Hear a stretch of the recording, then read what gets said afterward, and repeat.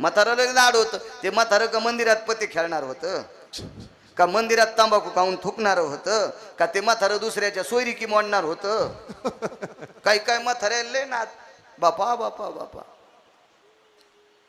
गावात सतरंजा जमा केल्या, गाद्या जमा केल्या. आता कोणाची ते सोयरीका असल्या इतक्या गाद्या नसतात ना. मग त्या गाद्या जमा केल्या, सतरंजा जमा केल्या, बेडशीट जमा केले, तके जमा केले.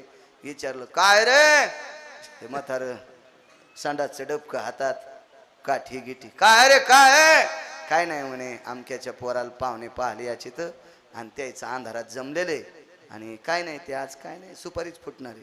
बर बर बर बर बर बर बर बर बर बर. ते पोरीला हो ते काय असेल ते. बर बर काय हुंडा द्याला रे. 35 लाख आले तुम्ही. यानं मागितले होते का. नाही नाही त्या मनन दिले आणि 40 तोळे सोनं दिले. बापा बापा बापा. म्हाताऱ्याची कायमची संडास गेली. आणि गावात जिकून गाड्या येतात का आपल्याकडून लाल मातीला येतात ना फकरू महाराज वरून. तुम्हाला माहिती आहे ना रामजी काळे महाराज माहिती आहे तुम्हाला. करोलीकर तुमची तर सासरवाडीची तुम्हाला माहित असं हाय उतारते असं. लाल माती पशी ते वरी गेलं डबं घेऊन आणि तिकून गाड्या आल्या. राम राम डबं पड खाली. असे दोन्ही हात केले होते पडन खाली. म्हणले राम राम राम राम राम राम राम. काय कुठं गंगथडीचे आहेत आम्ही. बर बर बर बर बर बर. काय काय बर. याच्यात पोरीचा बाप कोणता आहे. तर ते पोरीचा बाप जीपच्या माग फालक्यावर बसलेलं होतं आणि फुगीर सोसायटीची भावकी कॅबिन मध्ये तांब्यात इस्तू टाकून टोपीच्या घड्या करणार. ते तिकडं पुढं कॅबिन मध्ये आणि ते पोरीचं बाप माग होतं फालक्यावर बसलेलं जीपच्या. जागा नव्हती चट भावकी कोचली मधात आणि ते तिथं बसलेलं होतं. बर बर बर पोरीचे बाप तुम्ही आहेत का चुलता. हे बर बर काय हुंडा द्याला. काही नाही म्हणले आम्हाला पाहुण्याने मागितलं नाही. तुमच्या गावचे चांगले माणसं आहेत आम्ही मनानच 35 लाख देऊ. कायद्याच्या चौकटीत हुंडा बसत नाही ना. कायद्याच्या चौकटीत हुंडा मागणं गुन्हा आहे हो. आणि मग म्हणले हे 35 लाख द्याला आणि 40 तोळे सोनं देऊ. पोरग एकटंच हे जमीन लय मोठी आहे आणि पोरीला पोरगच समजित होत. हे पोरग झालं असतं तर जमिनीचे 2 तुकडे झाले असते. मग काय त्याच्यामुळं 30-35 लाख हुंडा द्याला आणि 40 तोळे सोनं दिलं. तर हे म्हणलं काय पाहून दिलं बाबा. ते म्हणले काय म्हणजे हा आपण कशाला बोलावं देवाला डोळे माणसं आंधळे. गेल्यान जीपा वापस. गेल्या जीपा वापस. असे काही सोयरीक मोडे पण डंगर हो यायचे तारानं पाय बांधून पुरात टाका. माणसांनी नाही टाकले तरी यम टाकतोच त्याचे पाय बांधून. असे काय पते खेळतीन गुटखे खातीन तंबाखू खातीन हो. काय कोणाला त्रास देतील काय येड्यावानी काम. शिस्तीत राहिलं पाहिजे. ज्या मथाऱ्याच्या पुढून जर सून जाताना पदर घेत असेल मग काय अडवतं पदरायचं. सासऱ्याच्या पुढून सून पदर घेऊन जात असेल तर सासऱ्यानं बैठकीत मुकाट्या मेलं पाहिजे. तर सून सासऱ्याच्या पुढून जाताना पदर पडू देत नाही तरी सासरा ती स्वयंपाक करताना चुलीला पाय लावून शकतो. हिनं पेटलेली धिलपी त्याच्या तोंडात हातुड्यान ठोकली पाहिजे. हातुड्यान ठोकली पाहिजे. भंगिऱ्या कुठला हा. ती तुया पुढून जाताना पदर पडू देत नाही. भाकरी करताना चुलीला पाय लावी तू हाणायला पाहिजे तुला बेताच्या काठीनं. विठाला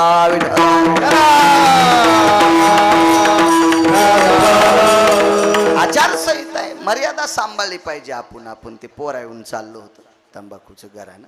जाऊ द्या. घरी जेवायला बोलिलं म्हणले पुढच्या अवतारात पाणी पाहिजे. मथारले आगाव होतं ते. अहो ते काम सेवा करणारी देवाची सेवक होती ती.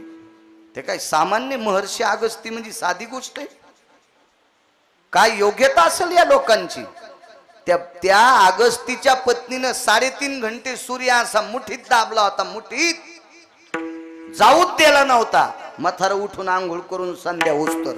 इतकी ताकद पत्नीत होती. तिचं नाव होतं लोपामुद्रा. या म्हाताऱ्याच्या पत्नीच्या पंढरपुरातला मालक 9 बाऱ्या पाया पडला होता. 9 बाऱ्या इतका अधिकार होता बाईचा त्या. आणि काय ते म्हातार पा बरं म्हणे रामचंद्र पुढच्या अवतारात नक्की पाचतो म्हणे. काय काळजीच करू नका. नवला आता ऐका. आणि पुढच्या अवतारात पंढरपुरातल्या मालकाने इंद्राची पूजा न करता गोवर्धनाची पूजा केली आणि गोवर्धनाची पूजा केल्यावर राजाला राग आला. तो राजा म्हणजे इंद्र. त्याच्या एकट्याच्याच गाडीला 222 दिवे होते. आपल्याकडे मंत्र्याला किती दिवे असतील? एक. त्याच्या एकट्याच्या गाडीला 222 दिवे. केवढा मोठा मंत्री, त्याला कमी राग आला असेल का? आणि त्यानं प्रमाथी नावाचा वरून पाठीला आणि म्हणले पाडा अवकाळी पाऊस.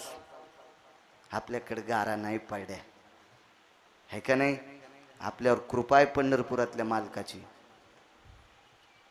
आपण जगताप काकाकडे गेलो बापू, तर नैताळ्यापासून निफाड तर 18 ते 19 किलोमीटर पर्यंत द्राक्षाला पान राहिलं नाही.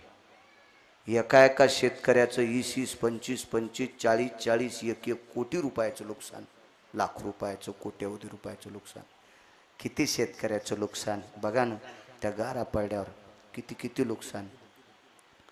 हो, आळंदीच्या वारीला उद्या जा. आपल्याला वारी पुरत्या तुरी दिल्यात देवानं. हो, कालचा पाऊस नसता पडला ना, नसत्या कडकान्या अडकान्या. पप्याची माय भरडू भरडून तुरीच्या डाळीला तेल लावू लावू बेजार, तरी त्या तुरीचे थुत्र असे छिद्र पडलेलेच. त्याला अडकान्या म्हणते आहे का नाही? मी काय बाई नाही, पण मला कळतं ना, मला वाचवायचा नाद आहे. मी शेतकऱ्याचं लेकरू आहे, त्याच्याकरता मला कळतंय. सारं कळकच झालं तुरीत. तर बऱ्यापैकी अशा बोक्यावानी तुरी होणार आहेत आता. त्याच्यातल्या 2-1 टोपले इकून जाणं आळंदीला. काय होतं, एक माणूस पाठवा ज्ञानोबारायच्या दर्शनाला. आपल्याला चांगला पाऊस पाडाय, नाही तर आपल्या ज्वाऱ्या येत नव्हत्या. आपल्याला काय नव्हतं, आपल्या गव्हाचा मेळ नव्हता वाजत. गव्हाचं पाणी बरोबर 3 आठवड्यापुरतं धकिलं मालकानं. कशावर दाखवायचं होतं? कृपा आहे आपल्यावर, कृपा. विठाला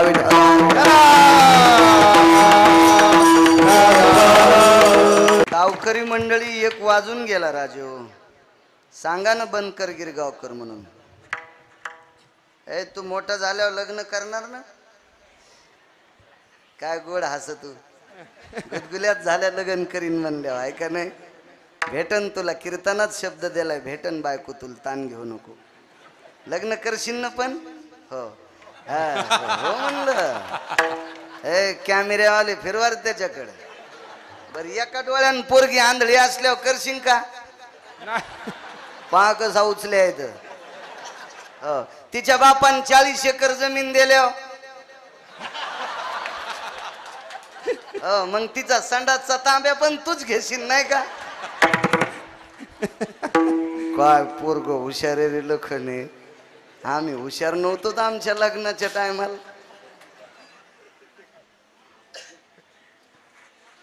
करोलीकर तुम्हाला म्हणायचं, आता संधी देतो. हे पोरग सावळी पोरगी करीत नाही म्हणलं, एका डोळ्यानं अंध पोरगी करीत नाही म्हणलं, बापान 40 एकर रान दिल्यावर करतो म्हणलं. बरं, पाल तुम्ही होते की नाही साक्षीला? पंढरपुरातल्या मालकानं इतीत केसाची पोरगी केली. साऱ्या अंगाला इतीत केस आणि 1.5 इती नख होते. आस्वलीन केली, आस्वलीन. हे नवल नाही का? म्हणून नवल केवळ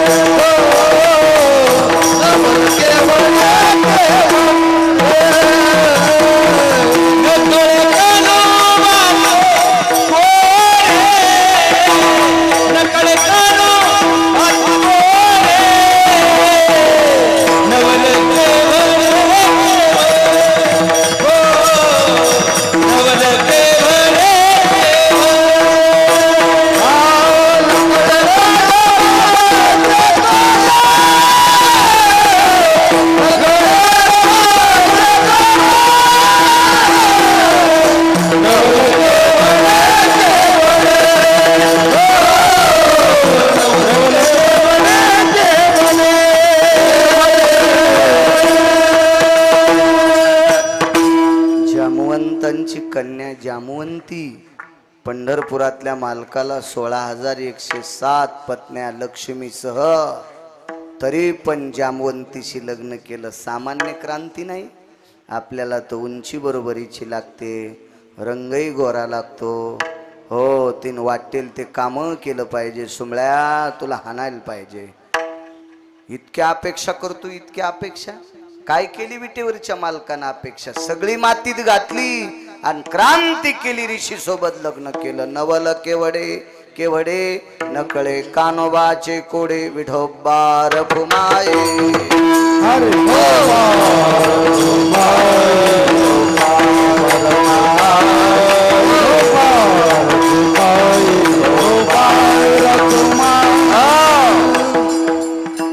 पाच 10 मिनिटात चरित्र सांगून पूर्णविराम करू. ब्रह्मांडाचा मालक मथुरेत जन्माला आले. नंदाच्या घराला मजनी गोकुळाला.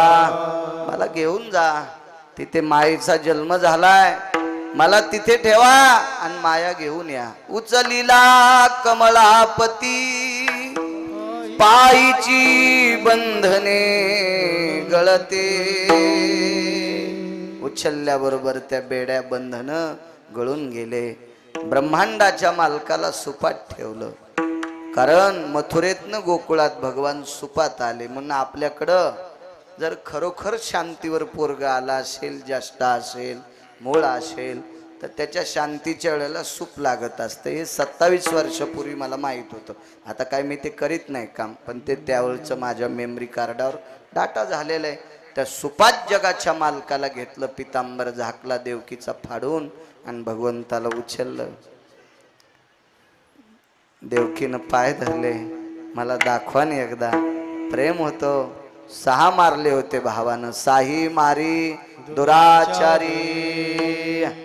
वसुदेवानं सांगितलं, देवकी रडू नकोस. आपल्या देखता 6 मारले, एक पोटात गळून गेला. जिराला तो गर्भ, याला कुठेतरी लपू दे ग. देवकी आई साहेब रडत होत्या, पण वसुदेव रडत नव्हते. तुम्हाला सांगतो, दुःख पचवायची ताकद ज्ञानात असते. माझ्या इथं बसलेल्या पवित्र महाराष्ट्राच्या मातीतल्या कौसडी गावातील असतील किंवा इथल्या पाहुण्या असतील किंवा परिसरातल्या मावल्या असतील, तुमच्या चपला सगट पाया पडतो. मूर्ख बाईपाशी रड जाऊ नका. नालायक बाईला आपलं दुःख सांग जाऊ नका. हो, काही माणसं दुःख रडून ऐकतात आणि 6 नळ्यानं तिकडे पेरीत येत. बरं झालं, लय शहाणपणा करीत होती म्हणून सुनानं झटका द्याला. चांगली तिंबाळली सुनानं. अशा काही काही नालायक असतात. अशापशी काही काही बायका दिसायला बायका, पण अवताराच्या मांजराच्या. सुनान स्वयंपाक कर म्हणलं तर करायची नाही आणि शेजारीन चपात्या करताना तिला उंडे करून देती. अशा काही घर हुंग्या ह्या मांजराच्या वंशाच्या बायका असतात. तुम्हाला सांगू का, माणसं सुद्धा बैल होते ना. आयुष्यभर काम करतो, बँकेत कोटीन, धोत्राल गाठी. हो, दात घासीत शेजाऱ्याकडे जातो. घरी क्विंटलान सोयाबीन झालंय, 100-200 क्विंटल, पण घरचा चहा पेत नाही, बाहेरचा पेतो. तशात थाप्या लावतो. हे पण बैलच ना. कुठं पोरं याच्या अंगावर चट काढून घेणार आहेत. माणसं पण अशी बैलावानी असतात ना. तुम्हाला सांगू का, काबाड कष्ट करतून त्याचा उपभोग घेत नाही त्याला बैल म्हणायचं. कुंटालानं जवळ असताना उष्ट खातू त्याला कुत्र म्हणायचं. सगळं घरी असताना दुसऱ्याचं हापकून खातू त्याला लांडग म्हणायचं. पुरावा आहे त्याच्यासाठी. आपल्या वागण्याहून त्याचा भोग कळत असतो. मालकांचा पुरावा आहे. असो, म्हणून बावल्यांना सांगतो, नालायक बाई आपल्याकडे आली ना, तिच्यापाशी सासूचं घरानं करायचं नाही. काय करणार आहे त्या बाईपाशी रडता? जिला तुम्ही मै सासू खराब म्हणता, तिनं तिन्ही सुना आडात ढकलून देऊन मारल्यात. आणि तिला तुम्ही तुमच्या सासूचं घरानं सांगत असते. तोय तिनं सुना फुकून देऊन मारल्यात आणि तिला तुम्ही घरानं सांगितलं तुमचं काय दूर करते? नाही, रडायचं नाही. देवकीला सांगितलं, देवकी दगडाच्या भिंतीला पाहून रडू नकोस. हे पोटासाठी बेजार असणारे राक्षस आहेत. हे रक्षपाळ, हे नौकर आहेत कंसाचे. त्या पोटानं बेजार येते आणि यायच्या पशी रडून तू काय फायदा होणार आहे? या बंदीशाळेच्या भिंतीचे दगड निर्जीव आहेत, इथं रडून काय फायदा आहे? दुःख पचव. दुःख पचवण्याची ताकद ज्ञानात असते. म्हणून नामदेवराय एक पुरावा सांगतात, धन्य त्याचे ज्ञान न करीच शोक, धन्य त्याचे ज्ञान न करीच शोक, धन झाले करीच शोक, धन्य त्याचे ज्ञान करीच शोक, वधिता वधिता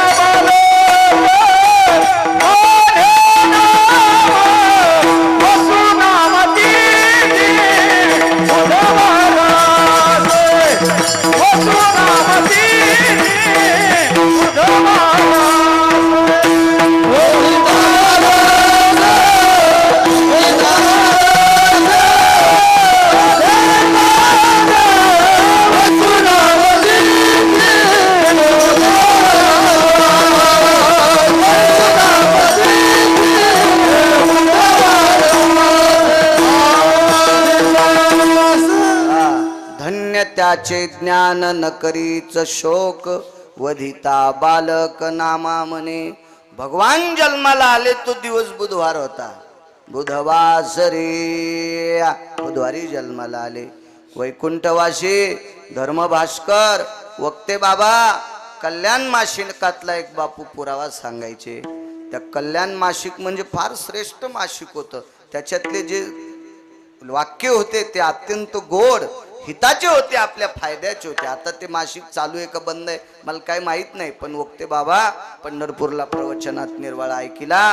आपल्या घरातल्या गायी, दारातल्या गोठ्यातल्या गायी जर व्यवस्थित खोडीला असतील तर बुधवारी मंगळवारी संध्याकाळी दही लावायचं आणि बुधवारी सकाळी रही लावून एक छोटासा एवढं सुपारी इतकं लोणी, त्याच्यावर तुळशीचं पान ठेवायचं आणि खडी साखरेचा बारीकसा खडा त्याच्यावर टाकायचा आणि आपल्या देव्हाऱ्यात जो रंगनाथ असतो का, रंगनाथ लंगडा देव म्हणते त्याला, त्या रंगनाथाला सकाळी स्नान करून पहाटे बुधवारी नैवेद्य अर्पण करायचा.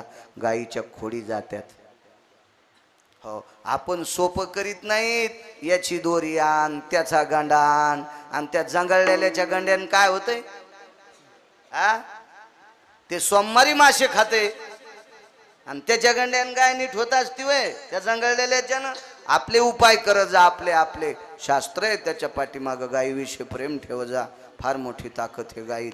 असो, बुधवारी जन्माला आले ते वारावून लक्षात आलं रोहिणी नक्षत्र होतं. भगवान परमात्मा रोहिणी नक्षत्रावर का जन्माला आले? चंद्राला बायका होत्या 27 आणि मोठ्या बायकोचं नाव होतं रोहिणी. रोहिणी आणि भगवंताच्या एका आईचं नाव सुद्धा होतं रोहिणी. ती नंदाकडे होती. 12 पत्न्या होत्या वसुदेवाला. कारण या रोहिणी नक्षत्रावर जन्माला आल्या भगवान परमात्मा चंद्रवंशात जन्माला आले म्हणून त्याच्या ज्येष्ठ पत्नीला आनंद व्हावा याच्याकरता नक्षत्र रोहिणी घेतलं आणि तिकडे आपल्या आईला सुद्धा आनंद व्हावा रोहिणीला म्हणून रोहिणी आजन जन्म धात्री नक्षत्र रोहिणी याच्याकरता रोहिणी नक्षत्रावर जन्माला आले. रात्रीला जन्माला आले. अज्ञानाचा अंधकार संपायचा होता आणि ज्ञानाचा प्रकाश पाडायचा होता म्हणून रात्री जन्माला आले. आणि दुसरे एक कारण, मागचा अवतार सूर्यवंशातला आहे. दुपारी जन्माला आले. पळभरी होय स्थिर माध्यानाशी दिनकर, पळभरी होय स्थिर. दुपारच्या वेळेला सूर्य थांबिला आणि भगवान परमात्मा जन्माला आले. चंद्राला थोडंसं दुःख झालं, म्हणे तुम्ही सूर्यवंशात जन्माला आले, सूर्यास्तान जन्माला आले, मग मला चंद्रवंशात जन्माला आले, मला झोपीत का टाकता? म्हणून अष्टमीच्या दिवशी चंद्राची कोर दिसत असते आणि मग रात्रीच्या 12 वाजता मध्यरात्री काग सखे चंद्र थांबला, कृष्ण जन्मला ग सखे कान्हा जन्मला. पण पुरावा गाथ्यातला नाही. नंतर कोणी इचकायचं नाही. विठाला विठाला विठाला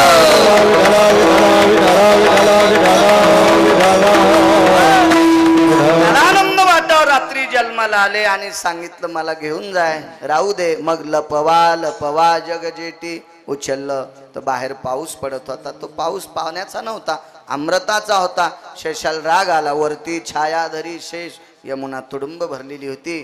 त्याच्यात प्रवेश केला आणि यमुनेला स्वतःहून देवाने सांगितलं होतं पाणी वाढवा. त्याचं कारण सांगू तुम्हाला. आईनं शोक केलता. 7व्या अवतारात आई बी रडली आणि वडीलही रडले. म्हणजे दशरथ राजा सुद्धा रडले होते आणि कौशल्याही रडली. पण 8व्या अवतारात एकटीच देवकी माता रडली. माझे वसुदेव बाबा नाही रडले. मग बाबाचं माझ्यावर प्रेम नाही का हे बघण्यासाठी पाणी वाढलं. तर पाणी तोंडात जात असताना पुर चढला चाट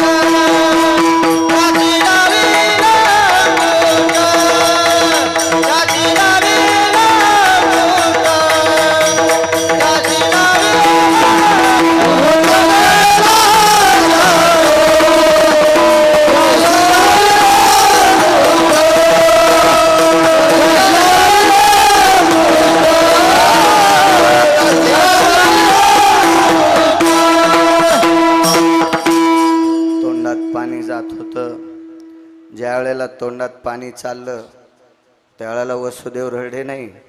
वसुदेवानं यमुनेला सांगितलं तू काळाची बहीण आहेस. यमुना कृतांताची बहीण आहे. 350 तीर्थ सांगितले आणि 10 तीर्थ पुन्हा सांगितले बापू. पण हे सगळे तीर्थ पंढरपुरातलं मंदिर पाठीमागून पाहिल्यावर भेटते. पाहता देवळाची पाठ तीर्थे घडती 360. मग 350 गंगा येतात आणि 10 तीर्थ वेगळे तीर्थ आहेत. ते पुन्हा कधी योग आल्यावर सांगू. हे अशा तीर्थापैकी एक यमुना नावाचं तीर्थ आहे. कृतांताची बहीण आहे, काळाची बहीण आहे. भागवत सांगते.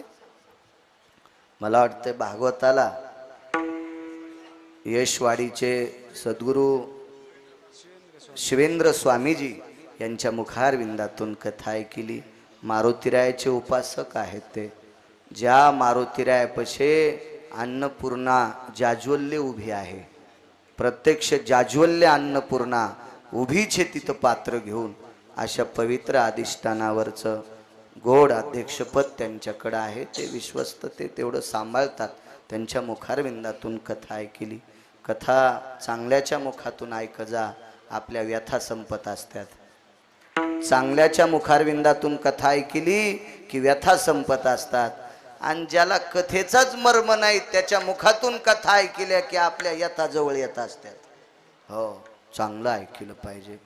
लक्षात घ्या, भरक्या माणसाच्या जवळ गेल्यावर अंग भरतय. करता घायाळाचा अंगोअंग. हा, ज्याचं घायाळ झालेल्या माणसाचं अंग रक्तान भरलं. एक जण म्हणला मला सोडेव, ते म्हणला मीच भरलो. हो, चांगल्याच ऐक जा. चांगले कीर्तन पण चांगल्यांचे ऐकले पाहिजे.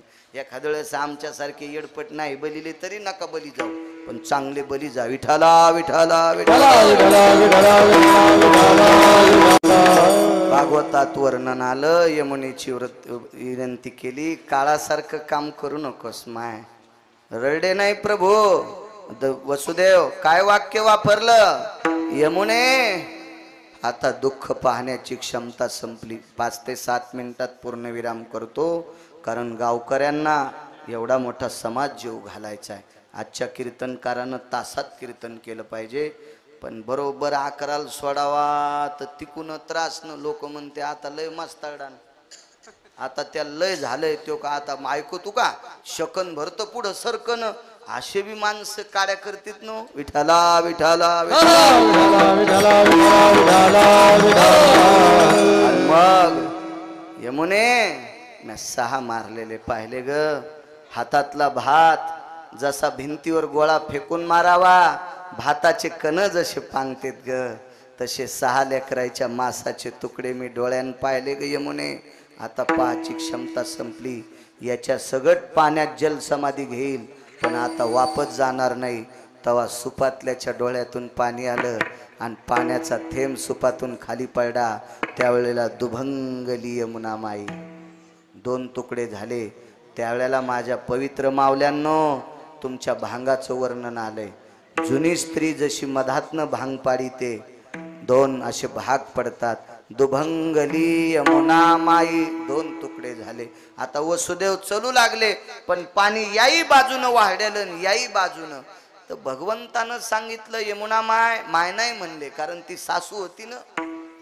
सासूला माय कशी म्हणतील? आत्या म्हणले असतील, नाही तर मामी. आत्या बी नाही, नाही का, मामी म्हणले असतील. मामी, हो मामी म्हणले असतील. ते एक जावाई भेटला आणि फोन लावला, काय चाललं आई? तुम्ही म्हणलो कोणाला आई म्हणला? काय नाही म्हणला, पप्याच्या माईची माय. मी म्हणलो सुंबळे आहेस कर तू? सासूला आई म्हणत होती रे गधड्या, तू बिना शेपटीचं गाढव आहेस तू. सासूला मामी म्हणत जाय, अंधार जे आईचा देत जाय, आहे का नाही? सासूला आई म्हणायला आणि धोंड्याच्या महिन्यात बायकोला अंगठी आण म्हणायला हाणायला पाहिजे तू थोतराव. हो, ती आई म्हणल्यातच गार झाली. आणि पुन्हा बायकोला म्हणला येताना अंगठी घेऊन ये. ती म्हणली सोयाबीन फाकलं, दाबनावनीच काड्या झाल्या सोयाबीनच्या, आणि काय कशाची अंगठी करू? असे काम काय असून जो तो दर्जा द्यायला पाहिजे. सुनेनं सासूला आत्या म्हणलं पाहिजे. बऱ्याच सुना आता काय काय आई म्हणायल्यात. मी घरी गेलो आणि मला चहा केला, तो आम्ही चहा पेत होतो. हो, आता काय चहाचं वावडं नाही, पण काळा गिळा जरासा पेत असतो कोणी पाजला तर मग मला चहा केला, मी चहा प्याला. मी म्हणलं बाईला द्या ना. नाही महाराज, आमची आई का नाही सकाळी एकदाच चहा पितात. तर मी चहा पिताना म्हातारी वटावून जीभ फिरू लागली. माझ्या लक्षात आलं ह्या पानचेटीनं आई म्हणूनच सासू मारली. अशा काही वाहटुळी आगाव असतात. हो, लय जेवाऱ्या पालथ्या केल्या कालच्या वाहटुळीनं. अशा झोपल्यात जेवाऱ्या, ऊस पण झोपले वाहटुळीनं. काय काय वाहटुळी बापा, अशा टकटक दिसत्यात. सासूची सासऱ्याची संपत्ती हिसकून घेतली आणि तुपात बुडून चपात्या खाती पप्यान पप्याची माय. आणि सासू सासऱ्याला नीट बोलत नाही. तुम्ही 25 जणी उभ्या राहा, पटकन उभ्या राहा तुम्ही 25 जणी. नावं घेणारे नाव पटपट उभ्या राहा 25 जणी. उभा राहा, उभा राहा. ए तू माग काय पाहिली? तू उभा राहा. तू सासऱ्याला भाकर देत नाही, उभा राहा. मेलीस तरी हरकत नाही, पण उभा राहा. पण नका जाऊ द्या, एखादी मरायची बापा घाम येऊन. जाऊ द्या, जाऊ द्या. पण तुम्हाला मारुतीरायची शपथ आहे, त्याची संपत्ती हिसकून घेतली ना, त्याला भाकरी टायमाला देत जा. नाही तर यायचं तरी बरं, या म्हाताऱ्याचं इतके तुमचे हाल करतील पोरं, तुम्हाला अशी घंटीच वाजितील, घंटीच. हो, घरातल्या लोकांची नीट सेवा केली म्हणजे सप्ताह सफल झाला समजायचं. 4-5 पोरायनं माळी घातल्या तरी सप्ताह सफल झाला समजायचं. 5-25 बायकानं तंबाखू सोडली तर सप्ताह सफल झाला म्हणायचं. आपल्याला गुण जर नाही आला तर सगळा खर्च मातीत गेला समजायचं. विठाला विठाला सुनायला राग आला असन, मला काही कळत नाही कोण सासू सासऱ्याला शिव्या देते, ताण घेऊ नका. पण माझ्या माईनो 72च्या दुष्काळात ह्या म्हाताऱ्यानं एक टायमाला खाल्लं. हो, साधे धोत्र घातले, थिगळाचे लुगडे नेसल्या बायका जुन्या, आणि आपल्या लेकरायला संपत्ती कमवली. त्या लेकरायनं म्हातारपणी मायबापाची सेवा करा राजे. हो, तुमच्यावर पंढरपुरातल्या मालकाची कृपा होईल. एक लक्षात घ्या, आपल्या आजोबा पणजोबाईनं एका टायमाला भाकरी खाल्ल्या, पोटाला कसा आवळला. जर 72च्या दुष्काळात म्हातारी राणीकून गोव्याला नेली असती तर आपली काय फजिती झाली असता याचा विचार करा ना. गुडघ्याला पटका बांधून आपल्या मागच्या बापदाद्यानं 72च्या दुष्काळात सहन केले चटके. म्हणून आपल्याला चांगले दिवस पाहायला आले. म्हाताऱ्याला त्रास देऊ नका. तुमची पाया पडून विनंती करतो, चपला सगट पाया पडतो. बायकाच्या हातात एक कारभार सगळा. त्या सिनेमातले गाणं ऐकील तर मी ट्रॅक्टरमध्ये, नवरा माझ्या मुठीत ग, ते ट्रॅक्टरवाले लय जोराने गाणे लायतेत ना. त्या गाण्याच्या नादात ट्राल्या मागन मुंडकच घेऊन गेला कारखान्यात. करा वजन काय पप्याची माय पैमान दुनिया आई रे आई. बस बस जाऊ द्या. आणि हे कसं होतं माहितीये का, गावरान तुपातला शिरान वरून दाडा वाढा. विठाला विठाला विठाला विठाला जाऊ दे, ते लय मोठे. तो ते गाणं ऐकील तर मी नवरा माझ्या मुठीत ग, तर मला असं म्हणावं लागल नवरा माझ्या बगलात ग. असं नाही बगलात दाबायचा.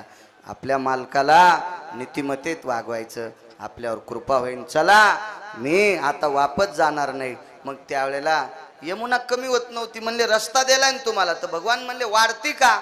मग तिनं सांगितलं मला दर्शन घ्यायचं. सासू जावायच्या पाया पडली, पुरत चढला चाट त्याशी लावीला अंगुष्ट, दुभंगली यमुना माई. दार उघडं होतं, गाईचा दरवाजा उघडा होता.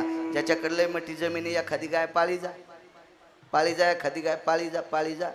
आपल्याला मागच्या आठवड्यात 2 मुसलमान भेटले. ते मुसलमान भेटलेत. मी म्हणलो काय चाचा काय? नाही बोले आप गाय के वास्ते कीर्तन में बोले बोले बहुत बढ़िया है. म्हणलं तुम्हाला मुसलमानाला कसं काय आवड? ते म्हणलं आमची 5वी पिढी आहे, आम्ही इकतचं दूध खात नाहीत. माझ्या पोराचं दुकान आहे म्हणे, आमच्या पोराच्या दुकानावरून उंदीर धरल्यावानी लोक थायल्याने ते दुधाच्या, पण आम्ही ते दूध पेत नाहीत. माझ्याकडे 5 गायी नाही, आमच्या मित्राकडे 9 गायी आहेत, जातीचा मुसलमान. खात नाहीत म्हणले आम्ही इकडचं तिकडचं दूध, मुसलमान. आणि आपल्याकडे 40 एकर जमीन, गायी नाही पाळड्या, कोंबड्या पाळड्या, पापा पापा तिती तिती पापा पापा तिती तिती. आणि यान महाराज दूध घ्यायला. तर म्हणलं मला नको दूध. नाही म्हणले घ्या महाराज दूध घ्या. आणि म्हणलं दूध आता आणतो जाऊन. अरे म्या म्हणलं त्याच्यापेक्षा रोगर पेलेल बरं. ती गडी ती उंदीर धरल्यावानी थैली आणायला, आणि 5 तू काय आम्हाला मारतो का महाराज तू? असे काय आगाव पण आहे का नाही, त्या लोकांना कळालं. बघा गाई असा ज्याच्याकडे 4-2 एकर जमीन आहे, आपले लेकरं चांगले होते माय. सात्विक जर दूध खाल्लं तर आपले लेकरं उद्या चांगले मार्क पडतील, हुशार होतील, ह्या देशाचे उगवते तारे होतील. त्या चांगलं खाऊ घाली जा. हा कापूस शिकला 250 क्विंटल, चाललो मुरमुऱ्याचं पोतं घेऊन. हो हा भरपूर खाल्लं. पोरं म्हणले उगा खराबा रस्त्याचा काय ते इतके मुरमुरे खाऊन. काजू आणणं 2-3 छटाक खाऊ घाल, त्याचा मेंदू चांगला वाढेल, हुशार होतील चांगलं. आपल्या मालकाला वाईटात पैसे खर्चण्यापेक्षा लेकराच्या दर्जावर पैसे खर्चा म्हण, चांगलं होईल, आपलं गरज आहे. चला 9 लाख गायी होत्या नंदराजाकडे, दरोजा लावायचं विसरले, आत ठेवलं आणि ती कन्या घेतली. इथून हातातली निसटली. तुझ लागी वधी उपजला मजाधी. आणि इकडे काय गोकुळीच्या सुखा अंत पार नाही लेखा. बाळकृष्ण नंदा घरी आनंदल्या नर नारी. गोपी जमा झाल्या गवळण म्हणती गवळणीला, पुत्र झाला यशोदेला.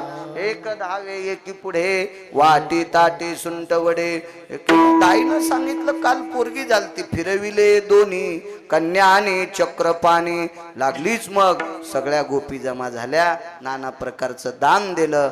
आणि भगवान रांगत होते, तळवे तळ हात टेकित, डाव्या गुडघ्यानी रांगत, रंगनी रंगनाथ टोम्या देखील असे. चालू लागले खोड्या केल्या, आता जाई राणा सवे घेऊन गोधना, पावा घोंगडी घेऊन पायी. मग भगवान वनाच्या ठिकाणी गाई वासर घेऊन सर गोपाळ थकले, खांदी बार पोटी भूक, काय खेळायाचे सुख. एकत्रित बसले. बिभ्रतम वेन शृंगायाम व्याधी निरशन हितार्थायाम. दुसरा श्लोक आहे.